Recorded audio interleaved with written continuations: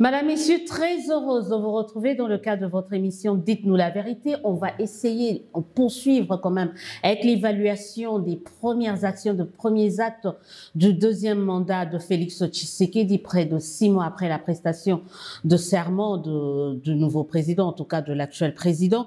On parlera de cette crise à l'UDPSA, qui profite, la crise à l'Union pour la démocratie et le progrès social aussi. Quel est l'impact de cette crise dans la gouvernance aussi bien du pays que de l'Union sacrée, aussi au milieu de toutes ces controverses qui ponctuent l'actualité politico-sécuritaire, économique de la République démocratique du Congo? Est-ce que la voix de la RDC compte-t-elle encore sur le plan africain? Madame, Messieurs, très heureuse encore de vous retrouver. J'ai le plaisir de changer ce soir avec quelqu'un qui nous fait honneur de parler pour la première fois après les élections. Recevez avec moi Dadichi Swaka. Bonjour et bienvenue. Bonjour Madame Odia. Coordonnateur de Horizon 2023, candidat malheureux aux dernières élections. On parle de tout cela et de la situation politique, économique, de la gouvernance en République démocratique du Congo. Mais déjà, je commence par dire, Horizon 2023, c'est dépassé. Non, Horizon 2023, c'est pas dépassé. Je pense que vous le dites, vous référant à la dénomination de notre plateforme. La mention 2023 ou l'indication de l'année 2023 n'était pas liée ni aux élections de 2023, moins encore à une quelconque propagande, on va dire. Horizon, c'est la perspective, c'est les horizons que nous voulons atteindre. Et 2023 symbolise simplement dans la dénomination de notre plateforme le point de départ du processus qui se voulait en tout cas être amorcé lors justement des élections de 2023. Lequel processus, pour Horizon 2023, voudrait obtenir l'avènement de la classe politique en République démocratique du Congo. Mais là, vous avez changé carrément votre job description ou vos objectifs, parce que ce n'était pas le même qu'il y a quelques mois quand je vous interviewais. C'est-à-dire quelques mois, il y a quelques mois, voilà, donc c'était d'autres objectifs, donc ça évolue avec le temps. Mais je pense que, comme on dit, il n'y a que des imbéciles qui n'évoluent pas. Nous, on n'est pas des imbéciles, donc on évolue avec les temps, tenant compte des enjeux, aussi bien au niveau national qu'international. Horizon 2023 est une plateforme imbibée d'énormément d'intellectuels venant des différents horizons. Et donc, ces intellectuels s'adonnent à un exercice qui voudrait que les idées puissent s'entrechoquer, de sorte à ce que, au fur et à mesure que les lumières puissent toujours jaillir et donc nous permettent d'étoffer davantage nos perspectives pour pouvoir être en phase avec l'évolution de la RDC et du monde, madame. On va essayer d'aller comprendre quelle est l'évolution que vous comptez donner à cet horizon 2023, mais avant on fait une petite évaluation, en tout cas de ce qui a été Horizon 23. Vous avez participé aux élections, ça n'a pas été déjà avec vous le coordonnateur. Qu'est-ce qui n'a pas marché? Ce qui n'a pas marché, c'est l'organisation même des élections au niveau de la Commission électorale nationale indépendante. Ah, c'est la faute à Kadima. J'arrive. C'est l'organisation. Je vous ai rencontré une fois à la Commission électorale nationale indépendante, vous-même particulièrement. Nous sommes de ceux qui avaient vraiment... Il m'a rencontré en tant que journaliste. En tant que journaliste, bien sûr. Donc, merci de le préciser. Nous sommes de ceux qui avaient foi dans les déclarations du président de la Commission électorale nationale indépendante sur le fait que les élections organisées par lui allaient être des élections les plus transparentes possibles, les plus professionnelles possibles, mais ça allait aussi être des élections où, désormais, dans ce pays, il n'y aurait pas des députés nommés. Voilà, et ça, nous y avons cru. Et c'est pour ça que, nonobstant le fait qu'Horizon 2023, avant les élections, soit une très jeune structure, nous avons quand même voulu aller participer à cette élection-là. D'une part, parce que nous estimions que nous avons de la place à aller chercher dans ce Parlement-là, mais d'autre part, parce que nous voulons acquérir une expérience électorale qui puisse nous permettre d'étoffer nos perspectives pour les échéances de 2028. Qu'est-ce qui n'a pas marché? Là, c'est Kadima qui n'a pas bien travaillé. Ce qui n'a pas marché, c'est Kadima qui n'a pas bien travaillé. Madame, dans aucune élection au monde, on a vu des compétiteurs au pouvoir, s'il vous plaît, des compétiteurs sortants avoir des machines à voter, et donc par conséquent qui ont voté dans leurs chambres, dans leurs hôtels, dans leurs voitures. On n'a jamais assisté à ça. Nous sommes, s'il vous plaît, nous sommes en face d'une Assemblée nationale, nous sommes en face d'un Parlement où actuellement personne ne sait savoir si réellement il a été élu par les urnes ou pas. Mais les temps passent, 6 mois à peu près après aujourd'hui, avec tout ce que nous suivons dans les réseaux sociaux, pas plus tard qu'il y a quelques jours, nous avons appris d'un dignitaire politique de ce pays qui parle des nominations des députés. Et donc, pour nous, c'est quoi? Pour nous, c'est l'État qui est le maître de tout et qui nous permet de pouvoir accéder à des informations forcément que nous n'avions pas hier. Ça, c'est la première faute au niveau organisationnel. Maintenant, est-ce qu'au niveau endogène, c'est-à-dire à l'intérieur d'Horizon 2023, il y a forcément des choses qui auraient dû être bien faites, probablement au niveau de la sélection de certains candidats, mais je voudrais ici vous dire que la Commission électorale nationale indépendante nous a attribué 37 000 voix sur l'ensemble du pays, alors que notre propre compilation nous donnait 209 000 voix, alors que les seuils d'éligibilité tels que définis par la CENI étaient à peu près 180 000 voix. Donc, mais là, voilà. moi, j'entends, est-ce que les arguments que vous me donnez aujourd'hui, c'est ce que j'entends pratiquement auprès de tous ceux qui ont échoué, et à chaque fois que je reçois un candidat malheureux, il me brandit comme quoi, cet argument comme quoi la faute c'était à Kadima qui n'a pas bien fait les choses. On trouve ça, c'est normal, on peut dire c'est l'argument des perdants. Mais madame, c'est l'argument des perdants. Mais madame, cet argument n'est pas fondé par ceux qui l'avancent, notamment nous.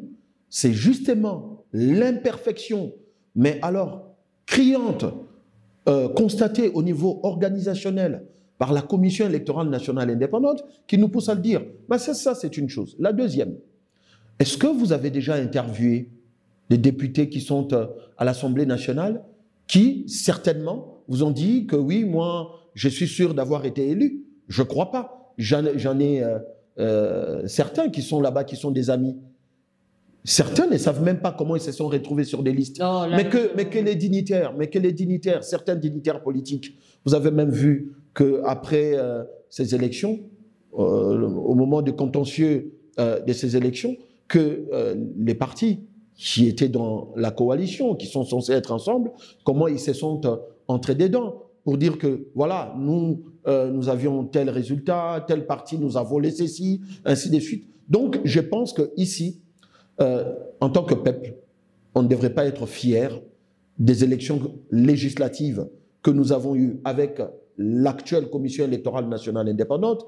Si nous voulons un Congo nouveau, nous devons être rigoureux et nous devons dire des choses avec beaucoup de clarté, mais avec fermeté. Être rigoureux, c'est aussi dire que tout ce monde que vous accusez qu'ils ont eu à tricher, ou ceux qui sont en train de reconnaître qu'il y a eu de nominations, sont celles qui gravitent autour de votre champion, Félix Tshisekedi. Donc, ils ont triché pour qui?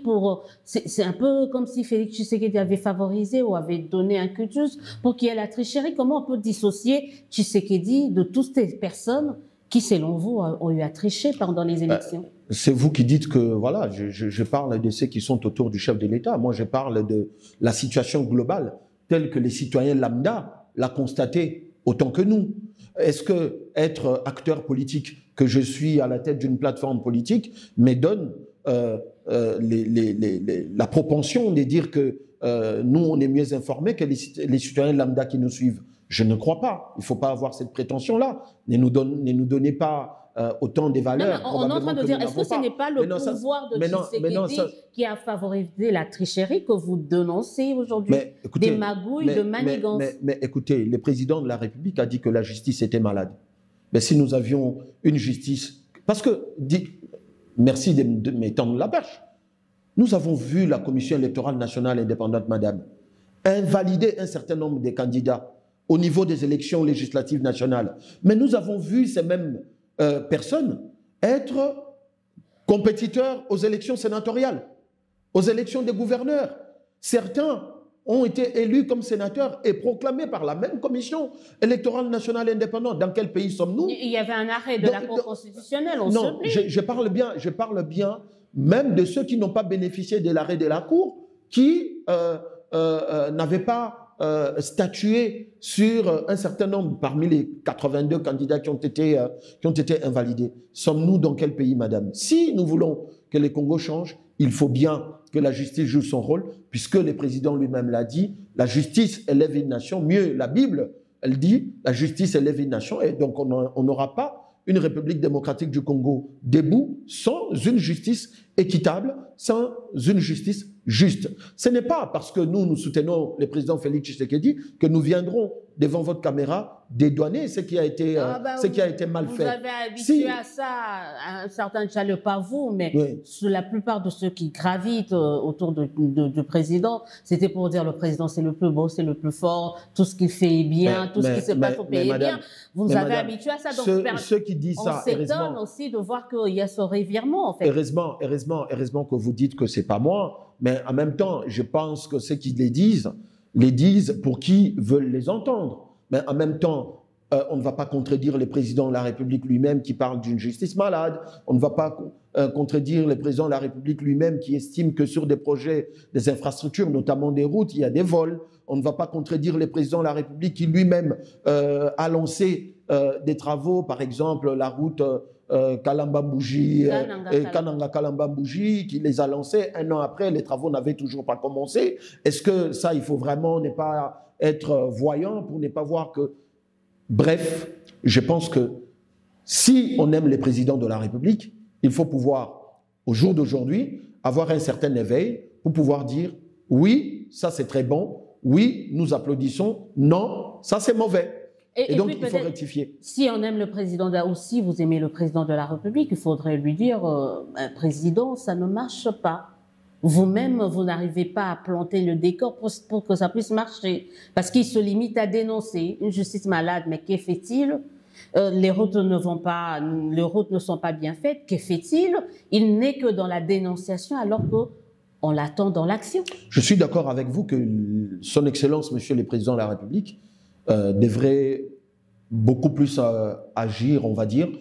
J'ai envie de dire que moi, Monsieur Dadi Tchoussaka, j'aimerais voir les présidents de la République dans une posture vraiment de maître d'ouvrage. Voilà.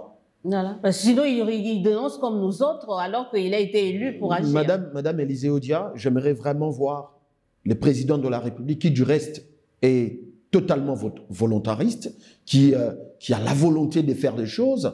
On l'a vu se battre au cours de son premier mandat pour pouvoir avoir la latitude de mieux gérer ce qui était arrivé. Aujourd'hui, il est justement dans ses prédispositions de pouvoir mieux gérer parce qu'il a les totales commandes avec. Donc, Horizon 2023 propose au président de la République de pouvoir vraiment avoir cette posture des maîtres d'ouvrage. Et 6 mois, certains diront que c'est très tôt, mais on peut déjà essayer de voir cette volonté-là de mieux faire qu'avant par des actes. Qu'est-ce qu'on peut retenir comme acte fort de Félix Tshisekedi 6 mois après sa réélection?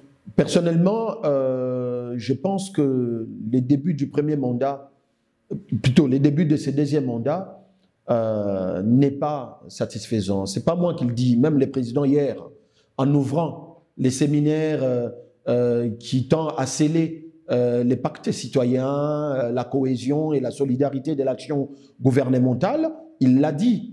Lorsque vous regardez ces discours des 5 pages du président de la République, il y a 2 mots que j'ai retenus qui sont revenus plus de 5 fois dans ces discours. Il y a les mots engagement que vous voyez là sur les supports Horizon 2023 et il y a les mots résultats.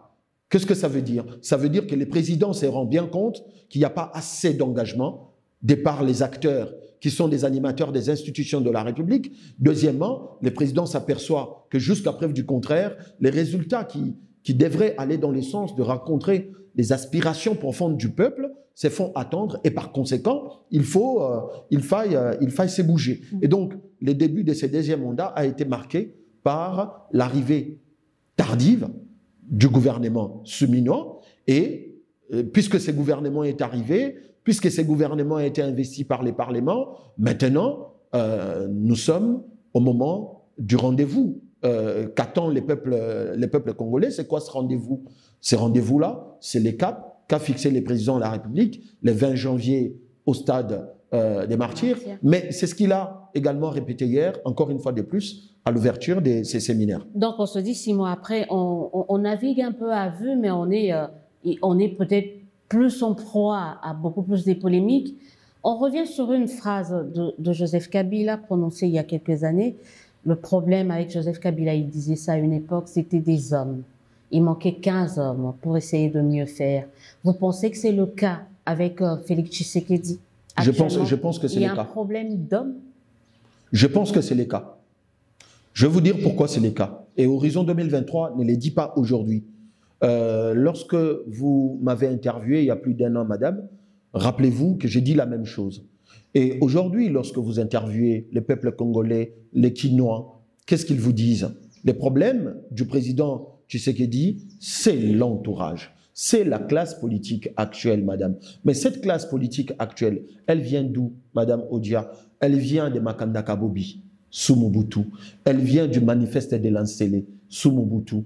Elle a traversé là pour arriver avec Mouzé Laurent Désiré Kabila. Vous les avez vus avec Mouzé Laurent Désiré Kabila.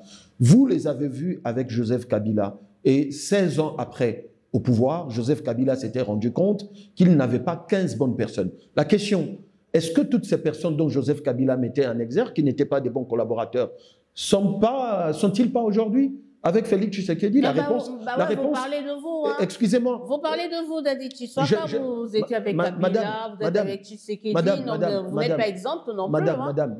Madame, ne parlez pas, ne confondez pas des Congolais qui sont imbibés d'un esprit républicain, d'accord, et des Congolais qui, pendant 40 ans, ont eu à gérer sans aucun résultat. Dadi Tshiswaka n'a pas géré. Dadi Tshiswaka n'a jamais eu une signature en République démocratique du Congo, même pas comme chef de quartier. Je ne l'ai jamais eu. Mais maintenant, comme on dit, on ne peut évaluer que c'est lui qui travaille, c'est lui qui a travaillé, et non, c'est lui qui n'a jamais travaillé. Donc, ne nous condamnez pas d'avoir à des différents... Avait fait de la transhumance. Madame, je veux vous donner l'information. Peut-être que beaucoup de Congolais ne savent pas. Dadi Tshiswaka est un politique depuis 23 ans. Et en 23 ans, je n'ai fait qu'un seul parti politique. Ce n'est pas être transhumant. Et les seuls partis politiques que j'ai fait en République démocratique du Congo s'appellent les Rassemblements Congolais pour la démocratie, le RCD à l'époque, un parti qui à l'époque prenait ce qu'on appelait la bonne gouvernance. Donc vous voyez bien que nous allons là où on parle et on défend des idéaux. Et la bonne gouvernance, c'est un ingrédient essentiel dont a besoin la République démocratique du Congo. Je n'ai jamais été au PPRD, je n'ai pas été dans ce parti-là. En 23 ans, j'ai 44 ans d'âge aujourd'hui et j'ai 23 ans de vie politique. Et de 23 ans de vie politique, je n'ai fait qu'un seul parti politique. Si vous en savez un autre, dites-le-moi.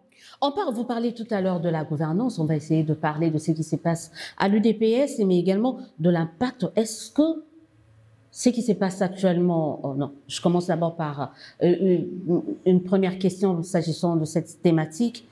Quelle est votre lecture de ce qui se passe à l'UDPS avant que nous puissions parler de l'impact de cette crise au sein de la gouvernance? Ma lecture est une lecture de désolation dans la mesure où l'UDPS devrait avoir une seule et unique préoccupation. De savoir, est-ce que en 6 ans de règne, en tant que parti présidentiel, sommes-nous en voie de répondre au quotidien du peuple congolais? Mais vous pouvez déjà répondre à ces questions-là. J'arrive. Vous posez les questions et vous y répondez. Non, j'arrive, madame. C'est à l'UDPS de répondre. Puisque nous assistons à une scène désolante. D'accord? Et donc, l'UDPS devait se préoccuper à ça. Est-ce qu'en 6 ans de règne, sommes-nous en voie de répondre aux préoccupations des Congolais? Et c'est quoi les préoccupations des Congolais? C'est la santé pour tous. C'est l'eau, c'est les routes, c'est l'électricité. Encore qu'aujourd'hui, les ministres en charge des questions énergétiques, si je dois dire comme ça, nous informent que voilà, aujourd'hui, on importe du courant de la Zambie, on n'exporte plus de la Zambie, du Congo-Brazzaville, ainsi de suite. C'est quand même, voilà des questions existentielles sur lesquels, en 6 ans de règne, l'UDPS devrait se constituer en une sorte d'intelligence stratégique, positionnelle pour les présidents de la République. L'UDPS devrait se mettre dans une posture de pondre pour les présidents de la République des notes techniques sur la question énergétique, sur la question environnementale, sur la question militaire, stratégique, sur la question des paix. C'est en ça que l'UDPS, c'est en ça que le secrétaire général de l'UDPS devrait pouvoir travailler avec les militants, avec les forces du progrès, avec toute l'intelligence qu'il y a dans l'UDPS. Mais tout au long de ces 6 ans, on dirait que l'UDPS, c'est un parti qui se comporte en opposition avec les présidents de la République. Parce qu'en réalité, ce qu'ils sont en train de faire, ça va avoir de l'impact sur les présidents de la République dans la mesure où, même si, de façon officielle, le président de la République ne va pas réagir, mais on le sait, on sait bien que l'UDPS n'est pas un bien sans maître. Et donc, il y a bien un maître quelque part. Et ce maître-là, au lieu de gérer plutôt la République, il va être préoccupé par le fait que la maison brûle. Et quand la maison brûle, même officieusement, on sait qu'il est en train de s'occuper à éteindre ces feux-là. Et ça, c'est vraiment une désolation. Et la question que tout le monde se pose, est-ce que l'UDPS va s'en sortir après Félix Tshisekedi au regard de ce à quoi on assiste? Parce que c'est carrément le mythe qui est en train de tomber là. Ça, c'est la question auquelle l'UDPS devra répondre. Mais vous, en tant qu'analyste de l'extérieur, quand vous voyez ce qui se passe au sein de l'UDPS, vous allez dire, mais est-ce que ça, on n'est pas l'UDPS est en train de devenir un prochain J'ai parlé avec un haut cadre de l'UDPS, même plusieurs, je vais dire, pour justement exprimer la désolation, parce que ce n'est pas à cette scène ou à ces différentes scènes que nous devrions normalement être en train d'assister, alors que l'UDPS est au cœur du pouvoir, alors que l'UDPS est les ténors du pouvoir, alors que le peuple, ses référents au Sphinx, son Excellence, Monsieur le Premier ministre Etienne Tshisekedi des mémoires, qui a légué un testament politique au président de la République actuelle, lequel testament se résume en une petite phrase: les peuples d'abord. Les peuples d'abord, c'est philosophique, avec énormément de fonds là-dedans. Mais au lieu plutôt de s'occuper de ça, on assiste à des luttes, à des guerres, des positionnements. C'est décevant. Maintenant, est-ce qu'ils vont résister après les pouvoirs?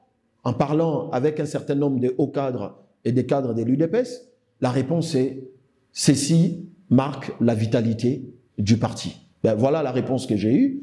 Mais en tout cas, les réponses que nous savons trouver aujourd'hui, nous les trouverons avec le temps.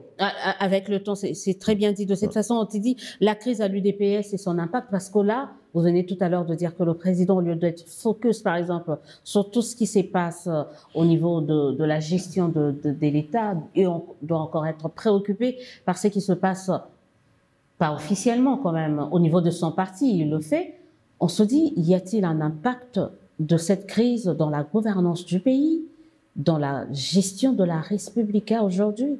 D'autant plus que l'UDPS est vraiment le ténor du pouvoir actuellement. Mais oui, logiquement, madame, ça devrait avoir... Et à quel niveau? Ça devrait avoir de l'impact au niveau de la gouvernance du pays. Parce que, le président de la République, même si pour les élections de décembre 2023, il était candidat indépendant, mais nous savons tous qu'il tire quand même son origine politique de l'UDPS. Et eux-mêmes les disent que c'est lui qui est le président du parti, mais empêché par les fonctions qu'il occupe aujourd'hui. Donc, quelque part, comme je viens de vous dire tout à l'heure là, l'UDPS n'est pas un bien sans maître.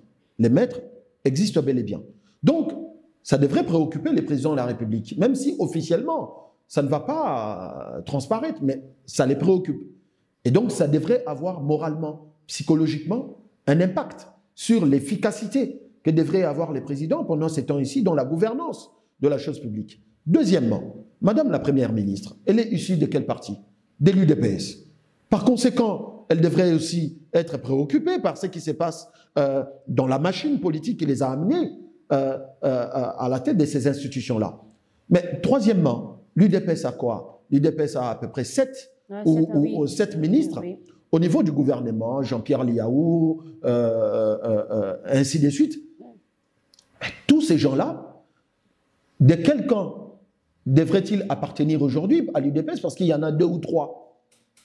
Vont-ils appartenir à quel camp? Ça, c'est une question préoccupante qui va, en tout cas, avoir de l'impact au niveau de la gouvernance de la République, au niveau de la gestion des institutions du pays. L'UDPS fragilisé arrange les affaires de qui? C'est bon. L'UDPS fragilisé arrange les affaires des ténors de l'Union sacrée. Arrange les affaires, entre guillemets, de l'opposition. Ben, ça, on les savait depuis très longtemps, madame. Arrange aussi les affaires de certains partenaires, même si vous n'êtes pas dans l'Union sacrée, que je sache. Nous, on n'est pas dans l'Union sacrée. Mais ça arrange aussi vos affaires. Ben, écoute, est-ce que c'est nous qui l'avons voulu? Et vous vous en cachez pas, quoi. Mais est-ce que c'est nous qui l'avons voulu? Non. La nature, depuis un certain temps, a été organisée de sorte qu'il n'y ait pas des jungles, en fait, qu'il y ait une certaine organisation. Mais vous savez que si aujourd'hui, Horizon 2023, entre dans une sorte de débandade, ça va bien arranger les gens. Pas parce qu'ils l'ont voulu. Mais si ces débandades, il est téléguidé par des forces extérieures et que certains cadres et hauts cadres se laissent tomber là-dedans, ben, nul ne peut se prévaloir de sa propre turpitude, dit-on. Et donc, aujourd'hui, moi, comme cette nouvelle génération des politiques qui veulent faire la politique autrement, qui veulent dire la vérité au peuple congolais, je pense que cette guerre qui se passe à l'intérieur de l'UDPS va malheureusement profiter à l'Union sacrée, mais je ne suis pas les premiers à le dire. Le patriarche, Papa Jonas Munkamba, l'a également dit. Il a même appelé les présidents de la République à prendre les commandes et à guider les troupes et non les contraires. Donc, ça va bien profiter à... Et il avait très bien dit, parce que depuis un certain temps, on avait dit, c'était à l'UDPS, c'était Yokabaz, alors que c'était carrément la tête qui devait guider et non la base qui devait montrer le chemin. Est-ce qu'aujourd'hui l'UDPS n'est pas en train de faire les frais de cette façon-là de faire la politique où c'était à la base de décider et non à l'élite ou aux autorités de montrer le chemin à la base? Ben, maintenant, après, il appartient encore une fois de plus à l'UDPS, à la crème de l'UDPS, de réfléchir sur la nécessité d'apporter des réformes ou pas au niveau du parti. À ce que je sache, parce que vous savez, nous tous tels que nous sommes là, nous avons des parents qui ont été à l'UDPS, nous avons des cousins à l'UDPS, tout le monde au Congo a été d'une manière ou d'une autre, soit de l'UDPS, soit de l'IMPR, soit peut-être du PALU. Donc, on est tous, moi j'ai des parents qui jusqu'aujourd'hui sont dans l'UDPS. Et donc, il appartient à la classe dirigeante de l'UDPS de savoir est-ce qu'il ne faille pas apporter des réformes, de la fraîcheur au niveau de l'UDPS. Vous avez tout à l'heure, vous aviez toujours été, et vous n'avez pas mâché vos mots en parlant de l'Union sacrée, parce que dès le départ, vous n'avez pas voulu intégrer l'Union sacrée avec un peu de recul. Vous vous dites, est-ce que j'avais raison? Nous avions raison à l'époque. En réalité, Madame Odia, ce n'est même pas nous qui disons que nous avions raison. Tous ceux qui nous ont, à l'époque, qui nous ont tirés dessus, aujourd'hui nous disent, excusez-nous, vous aviez raison. Mais Madame, il ne fallait pas être né de la dernière pluie pour ne pas analyser et comprendre que l'Union sacrée n'est ni plus ni moins un tendon d'Achille sous les pieds du président de la République. Aujourd'hui, le Congo a un seul problème. Et si on résout ces problèmes, je pense beaucoup de choses vont, mais alors de façon naturelle, changer. Quel est ce problème? Les renouvellements de la classe politique.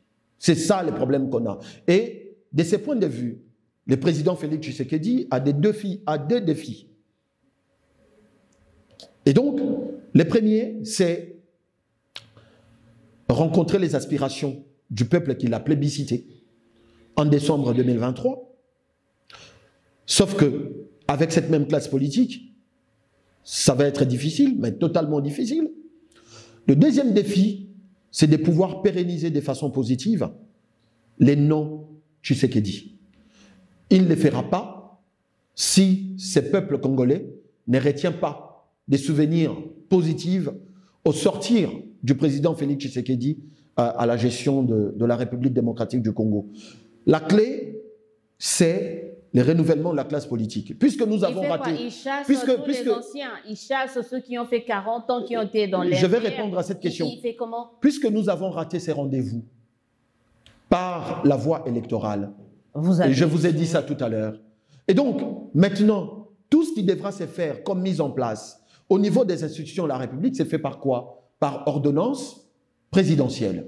Et donc, par conséquent, il doit faire comme il l'a fait avec Constant Moutamba, voilà, que personne n'attendait, à un ministère important. Demain, lorsqu'il faudra faire la mise en place dans les portefeuilles de l'État, il doit pouvoir promouvoir de la jeunesse intellectuelle, il doit pouvoir promouvoir des Congolais, des femmes et des Congolais, parce qu'ici, on ne parle pas du rajeunissement, mais on parle du renouvellement, ce n'est pas donc une question de la jeunesse, et donc il doit pouvoir promouvoir de l'intelligentsia congolaise, et ça se trouve un peu partout dans le pays. Quel type de personnes? Parce que là, on a souvent varié, tantôt on parle, il faut qu'il y ait des technocrates, des politiques, alors on sait que quand c'est les politiques, on venait tout à l'heure de parler de l'UDPS, on vous dira, l'UDPS, on était là, maintenant qu'on va avoir le pouvoir, qu'on a le pouvoir, on nous dit, vous n'avez pas de diplôme.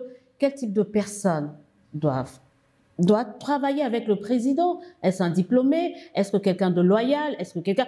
Ils doivent être comment ces gens-là? Merci pour la question. Je pense qu'aujourd'hui, pas seulement les présidents, mais les Congos en général, a besoin de cet homme-là, de cette femme-là, qui fait du don de soi pour la patrie, le modèle unique de gouvernance.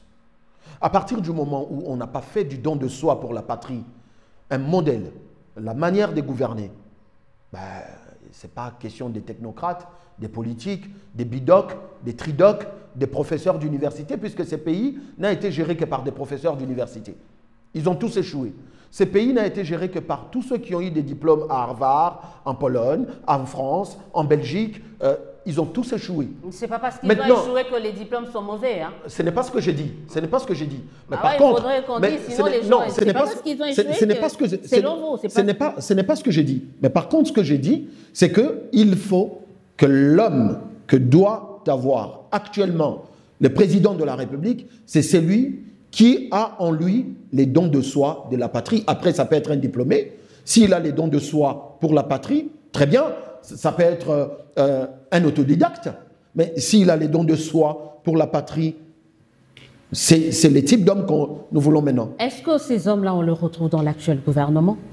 Non seulement dans le gouvernement, mais au niveau même de l'exécutif provincial dans les différentes provinces. Est-ce qu'on les retrouve ou pas, selon vous? La question, elle devra être répondue très bientôt, lorsqu'on les verra vraiment à l'œuvre. Bon, pour l'instant... Le gouvernement Souminois vient d'arriver, moi je ne sais pas. Sur papier, est-ce qu'on peut dire sur papier, vous avez parlé de renouvellement, quand on voit que plus de 40% des personnes qui occupent des fonctions au niveau gouvernemental ont été reconduites, on se dit, mais le président lui-même a jugé utile de le reconduire parce qu'ils faisaient bien leur travail. Ils ne sont peut-être pas à votre goût, mais ils sont là, ils ont été reconduits. Le président est le garant du bon fonctionnement des institutions, le président il est souverain, le président... Il a tous les prérogatives que lui donne la Constitution de la République pour pouvoir faire des choix des animateurs des institutions. Qui suis-je pour apporter tel ou tel autre jugement sur les choix du président de la République? Vous parliez de renouvellement. Les seuls moments,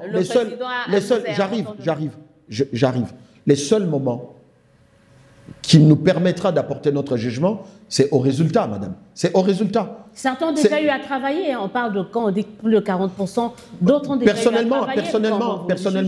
Personnellement, certains qui sont revenus, forcément, n'ont pas eu un résultat qui a eu un impact indéniable dans les quotidiens du Congolais. Madame, il faut que quand on parle du résultat, qu'on puisse avoir des choses qui ont impacté d'une manière ou d'une autre, et de façon positive, la vie des gens. Pas, non, on a obtenu des redressements, on a fait ceci, non. Est-ce que ça a impacté la vie des gens? Je vais vous donner un exemple. Au Sénégal, le président Macky Sall arrive au pouvoir. Il regarde, un grand nombre de Sénégalais n'avaient pas accès à l'électricité. Ben, où est-ce qu'il va trouver de l'argent pour pouvoir donner de l'électricité à ces Sénégalais qui ont droit à l'électricité? Qu'est-ce qu'il a fait? Il a dit, nous supprimons les Sénats et donc nous prenons de l'argent qui était dirigé vers ces Sénats pour mettre en place des centrales. C'est ce qu'on appelle un leadership visionnaire, selon certains, que d'autres n'ont pas ici dans ce pays. Vous êtes responsable de ce Non, je vous dis, certains disent que c'est un leadership visionnaire, mais est-ce qu'on en a dans ce pays? Ben, écoute, nous sommes plutôt, nous, aujourd'hui au Congo, dans un système, peu importe le président de la République qui viendra, si la jeunesse congolaise, si le peuple congolais ne se lève pas, parce que c'est là aussi les problèmes. Aujourd'hui, ce que nous vivons, le peuple le veut. Mais il faut que le peuple qui me regarde, qui vont suivre cette émission, comprennent, comme on dit en français, un peuple n'a que des dirigeants qu'il mérite. Et donc, Horizon 2023 appelle les Quinoises, ils sont 17-18 millions, les Congolais sont 120 millions, à se lever, à exercer un contrôle citoyen et à dire, lorsqu'on entend parler d'un seul dollar détourné dans les caisses de l'État, on ne doit pas rester sur WhatsApp, on ne doit pas rester sur Facebook, on doit sortir dans les rues de façon pacifique pour aller dire stop, ça suffit, telle personne, sa place n'est plus à la gouvernance, mais en prison. C'est ça en fait. Et donc il faut que la presse que vous êtes, que vous puissiez vous positionner comme une presse patriotique, comme une presse panafricaine, parler d'un langage aujourd'hui qui permet au peuple de comprendre sa responsabilité par rapport à ce que notre pays et les pays africains. Donc la responsabilité maintenant, c'est un combo au peuple, pas au leader, pas à un leadership qui s'avère pour certains défaillant, pas visionnaire. Madame, on a un problème d'une manière ou d'une autre de mégestion par certains Congolais qui ont eu des responsabilités d'État. Et qui du coup sont reconduits. Hier, avant-hier, aujourd'hui encore. Mais maintenant, que fait le peuple? Parce que le peuple, c'est qui? Le peuple, c'est lui le patron. Vous engagez un chauffeur qui va s'accidenter avec votre voiture, vous l'acclamez. Vous faites partie de ce peuple, vous, qu'est-ce que vous faites? Quand vous entendez qu'il y a détournement, des millions, des milliers de dollars, vous qui êtes dans ce peuple, qu'est-ce que vous faites? Qu'est-ce que nous faisons? Qu'est-ce que vous avez fait? Mais qu'est-ce que nous faisons? Mais qu'est-ce que je suis en train de faire là avec vous là maintenant? Qu'est-ce que je fais? Vous n'êtes pas sorti dans la rue, hein? Mais vous demandez à ce peuple-là, je ne sais pas quel peuple, de sortir. Je vous donne rendez-vous. Vous savez, un champion ne se révèle pas sur le terrain de la compétition. C'est à l'entraînement. Le terrain de la compétition ne fait que les révéler au grand jour. Nous sommes, Horizon 2023, pendant toute cette année 2024, nous avons un sujet important sur lequel nous sommes en train de travailler. Et pour nous, ça constitue de l'entraînement. Quel est ce sujet? Recrutement intelligent et stratégique. Ça répond... Recrutement me fait peur. Recrutement intelligent et stratégique. On commence par le recrutement parce que c'est un terme qui me fait peur. Recrutement, vous recrutez qui, pourquoi? Nous recrutons des Congolais qui veulent voir les présidents de la République mettre sur son dos des Congolaises et des Congolais qui font du don de soi pour la patrie, le mode de gouvernance pour que, à jamais dans ce pays, puissions parler des détournements, des concussions, des malversations et toute autre antivaleur qui gangrène l'essor de la République démocratique du Congo. C'est de ces gens-là qu'il s'agit, que nous allons recruter. Stratégique pourquoi? Stratégique parce que, je vous ai dit tout à l'heure, que les élections de décembre 2023, pour Horizon 2023, étaient aussi une élection expérimentale. Maintenant, l'homme intelligent apprend des autres, mais les plus intelligents apprennent de lui-même. Nous avons appris. Et donc, nous voulons apporter à ces leçons-là des réponses. D'où le recrutement intelligent et stratégique. Et je prends rendez-vous avec vous qu'en 2025, nous ne serons pas ici avec vous en train de faire des émissions. Vous serez en train de nous suivre dans la rue chaque fois qu'il y aura des dérapages dans la gouvernance des institutions de la République. Et vous n'aurez pas peur d'entendre ceux qui risquent de dire que vous combattez le chef de l'État, parce que c'est ce qu'on a vu. À chaque fois qu'il y a des gens voulaient descendre dans la rue pour manifester. Horizon 2023, vous combattez le chef de l'État. Horizon 2023 ne combat pas les chefs de l'État. Horizon 2023, par contre, soutient les chefs de l'État. Et le chef de l'État lui-même l'a dit 1001 fois qu'il ne veut pas qu'on fasse de lui un dictateur. Et à la tête de ce pays, nous avons eu un président de la République qui a été plus que véridique. Avez-vous connu dans ce pays un président de la République avant Félix Tshisekedi qui est venu dire que la justice est malade? Avez-vous connu un président de la République dans ce pays avant Félix Tshisekedi qui reconnaît que Namaramba Banzela, Mbongo Bayibi? Non. Et quand lui-même le président dit ça, ça veut dire qu'il devient Félix Tshisekedi devient opposant de Félix Tshisekedi. C'est ce que vous voulez dire? Non. On entend certaines personnes dire l'UDPS est à la fois au pouvoir et à l'opposition. Mais c'est la preuve. Mais c'est la preuve, justement. Quand lui-même il dénonce, il est à la fois opposant et majoritaire. Vous répondez justement à votre propre question pour dire qu'à un certain moment, c'est plus fort que même le président de la République est obligé de dénoncer comme nous autres. Ce que nous allons faire, ça sera patriotique, citoyen, mais également de façon pacifique. Très rapidement. Et pour aider les présidents de la République. On va commencer à chuter. Dans cette émission, parlons quand même rapidement de la situation sécuritaire dans la partie est du pays. Moi, quand je regarde qu'auprès de Nanga, on retrouve des gens que vous avez connus, que vous et moi avons connus, et qu'on retrouve que ce sont les mêmes qui aujourd'hui sont en train de faire la rébellion. Franchement, qu'est-ce que ça vous inspire quand vous voyez des jeunes comme vous prendre des armes pour tuer, pour massacrer? Qu'est-ce que ça vous inspire? La colère. La colère de voir que, comme disait Mouzé Laurent Désiré Kabila, ne jamais trahir les Congos. La colère de voir des compatriotes qui choisissent de trahir la patrie. Encore une fois de plus, c'est des Congolaises et des Congolais qui n'ont pas les dons de soi pour la République démocratique du Congo dans leurs veines. Et ça doit s'arrêter. Ici, je porte haut la voix d'Horizon 2023 pour décourager celles et ceux qui s'aventurent à trahir les Congos. Les Congos n'appartiennent pas à Félix Tshisekedi. Autant hier, il n'appartenait pas à Joseph Kabila, ni à Laurent Désiré Kabila, ni à Joseph Désiré Mobutu. Les Congos est la copropriété de l'ensemble des Congolais. Et par conséquent, nous décourageons cette manière de faire et la Constitution de la République est claire à ces sujets. L'accession au pouvoir, c'est par les voies démocratiques et donc par les élections. Alors, par des voies démocratiques, il y a d'un côté l'AFC, on parlait tout à l'heure de Corneille Nangaa, qui essaie de recruter par-ci, par-là, mais il y a également ce soutien du Rwanda.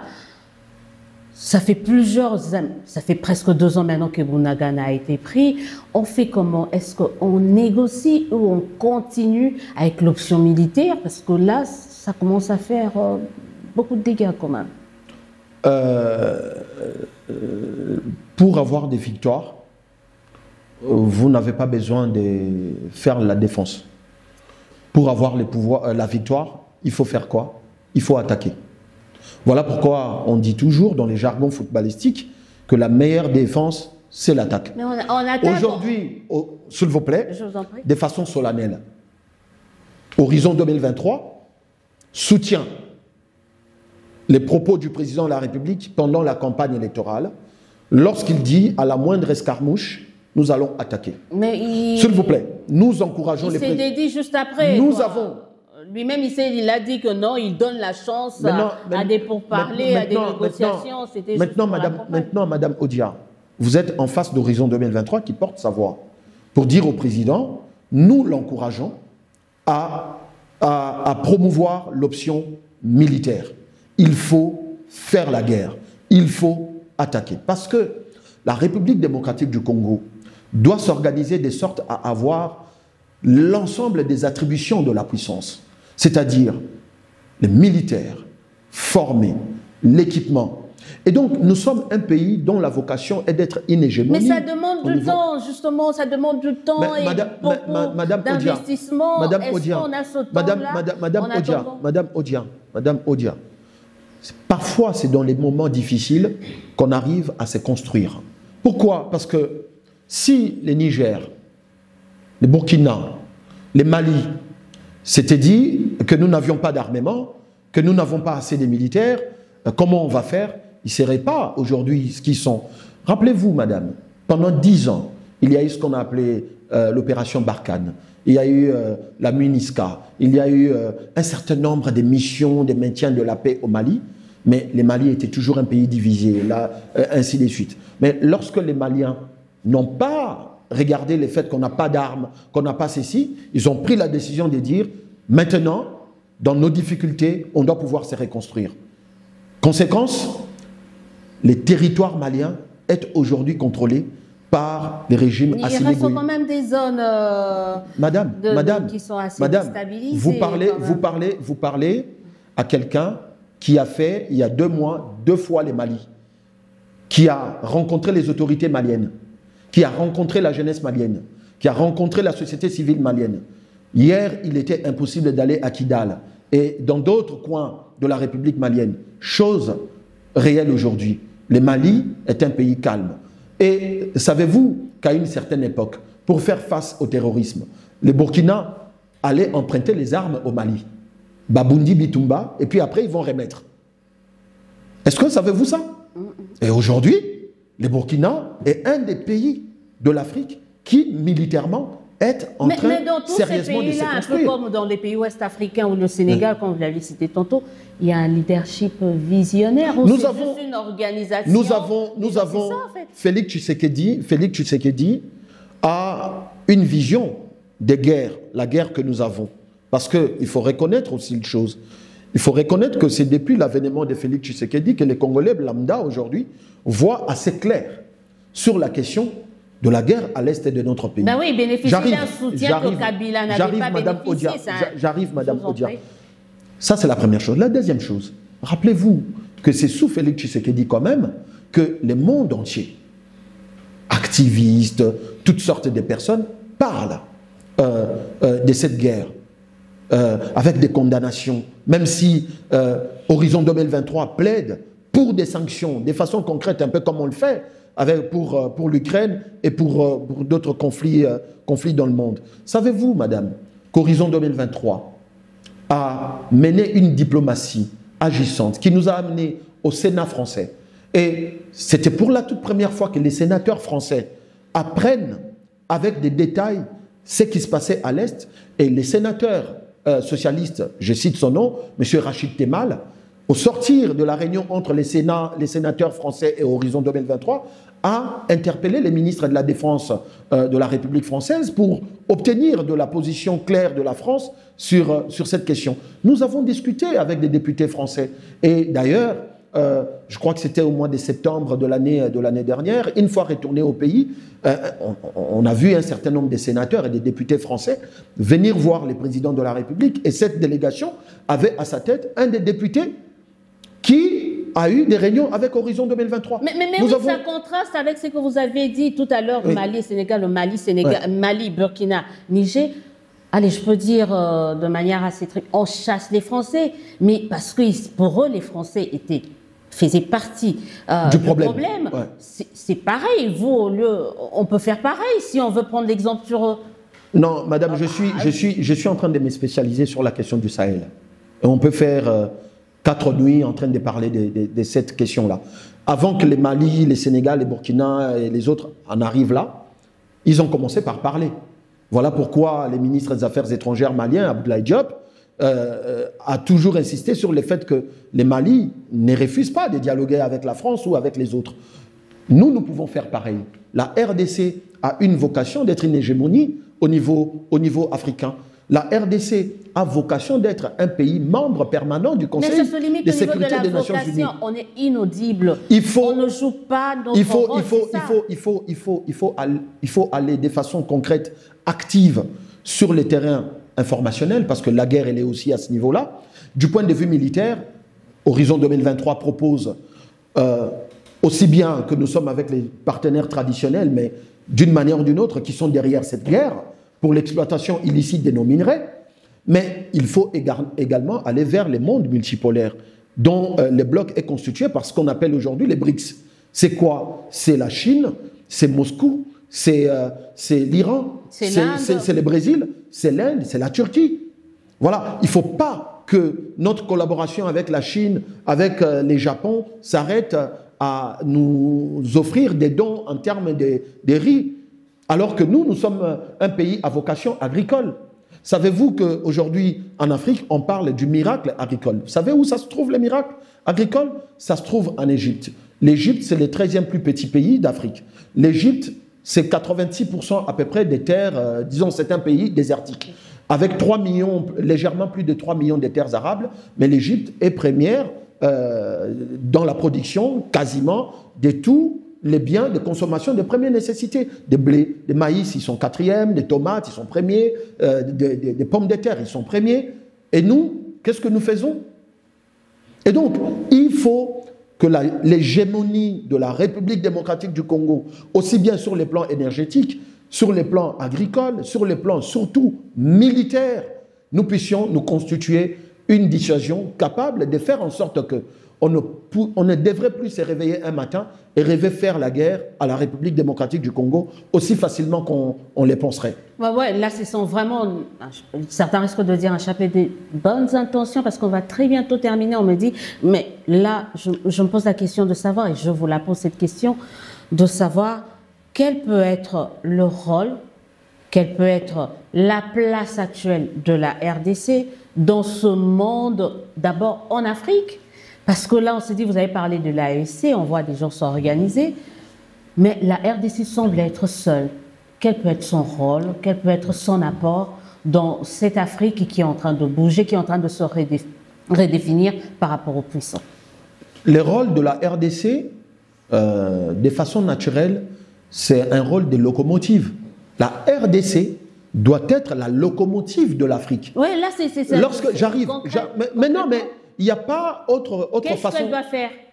Ce que la RDC doit faire, encore une fois de plus, je le répète, c'est diversifier les partenariats. D'aller vers des partenaires qui nous regardent d'égal à égal. D'aller vers des partenaires qui sont prêts. En Afrique, par exemple, la RDC est au SADC, la RDC est dans l'EAC, la RDC est dans le CPC, la RDC est dans le CAC. Qu'est-ce qu'elle doit encore faire de plus? Écoute, d'abord, madame, il faut savoir que toutes ces organisations africaines que vous venez de citer sont aujourd'hui des organisations qui nécessitent des réformes profondes. Parce que c'est des organisations qui sont aux antipodes des enjeux de la géostratégique et de la géopolitique actuellement au niveau mondial. Regardez ce qui se passe aujourd'hui au niveau de la CEDEAO pour comprendre que nous avons des organisations, au fait, qui sont des lieux de rencontre des chefs d'État, qui discutent de combien de maisons tel a acheté, de combien de ceci tel a pu avoir, de combien d'argent il a épargné, et non des organisations des peuples. Que fait l'Union africaine sur la question de la guerre à l'Est? Et donc, la République démocratique du Congo a et devrait jouer ses rôles de locomotive au niveau africain. Madame, pas influencer la pauvre. Pourquoi ces gens-là n'interviennent pas dans tout ce qui se passe? J'arrive. Pourquoi ils nous avons les lithium, nous avons l'uranium, nous avons les cobaltes, nous avons toutes ces choses. Il faut étudier la possibilité d'aller vers des sujets, même qui fâchent, mais c'est là qu'il faut aller. Il faut aller vers des questions, par exemple, de chercher à avoir de centrales nucléaires civiles, parce que aujourd'hui, nous avons parlé de la question d'énergie, mais à terme, nous devons pouvoir étudier la possibilité d'aller vers des centrales nucléaires militaires. Parce que, comme je vous ai dit, il faut avoir les attributs de la puissance avec nous. Or, on ne peut pas ne pas avoir une dissuasion et espérer jouer un rôle certain au niveau africain. Lorsque vous êtes dans certains pays d'Afrique, les Africains ont comme l'impression que les Congolais ont abandonné les Congos. Les Africains ont comme l'impression que les Congolais n'ont jamais compris l'enjeu. Parce que souvenez-vous que la conférence de Berlin avait pour objectif de diviser l'Afrique à partir d'où? À partir de quel pays? À partir de la République démocratique du Congo. Nous sommes un pays, comme le disait Frantz Fanon, l'Afrique a la forme d'un revolver dont la gâchette se trouve au Congo.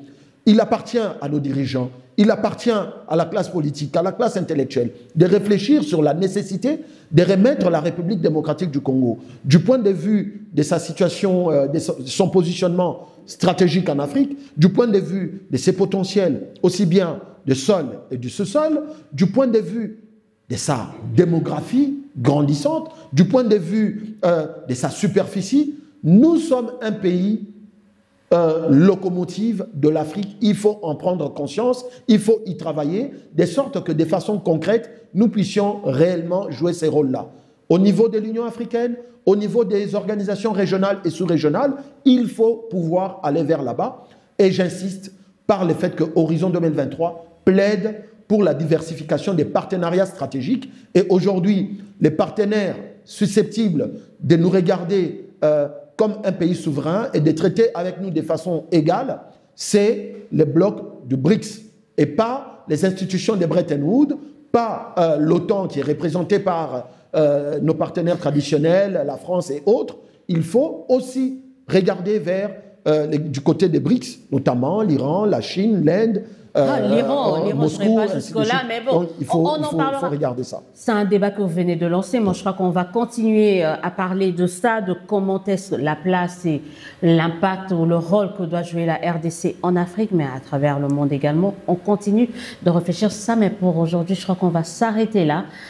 30 secondes pour un dernier mot. 30 secondes, je sais que vous avez envie de parler, mais pour clôturer, parce que là, on me fait signe, c'est vraiment la fin. En fait. Deux petites choses pour clôturer. La première, j'annonce à la nation congolaise que très bientôt, M. Dadi Tshiswaka, coordonnateur national d'Horizon 2023, va publier un ouvrage intitulé, c'est une exclusivité que j'ai fait à votre émission, va publier un ouvrage, j'espère que vous viendrez à la cérémonie de vernissage, qui est intitulé « L'histoire d'un destin lié à celui de la RDC ».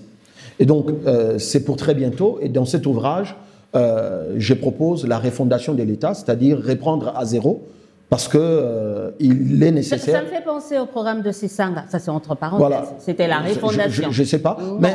Les grands esprits, peut-être vous êtes rencontrés. Voilà, donc nous proposons dans cet ouvrage cela. Et la deuxième chose, c'est vraiment, si vous permettez que je le dise en lingala, vraiment, c'est que na bengi ba congolaise, na ba congolais nyonso ya Katanga, ya partout, ba comprendre que Congo po ebonga eza ba kondité. Biso ba congolais de fosiko to telema. To dénoncer, to sala ba action pacifique, to kende vers batu bazoi ba misolo l'état, batu bazo sa ba anti valeur, to tikala lisusu na banda kote na ba groupe WhatsApp te, na ba Facebook te, ngonga ya ko telema, pona ko telemela batu bazo bomamboka. De façon pacifique, j'insiste, de façon pacifique et coquille. Et Horizon 2023 vous y amène très bientôt là-dedans. Merci beaucoup Dadi Tshiswaka d'avoir été notre invité, en tout cas de nous avoir réservé cette primeur, parce que c'est la première fois que vous exprimez dans un média congolais, en tout cas 6 mois après ou 7 mois après les élections. On vous remercie pour cela. On remercie nos téléspectateurs de plus en plus nombreux à nous suivre. On vous donne rendez-vous très prochainement pour un nouveau numéro de votre émission Dites-nous la vérité. Donc on sera sur B1, mais également sur toutes nos plateformes, surtout. N'oubliez pas de vous abonner. On s'est dit au revoir et à très très bientôt.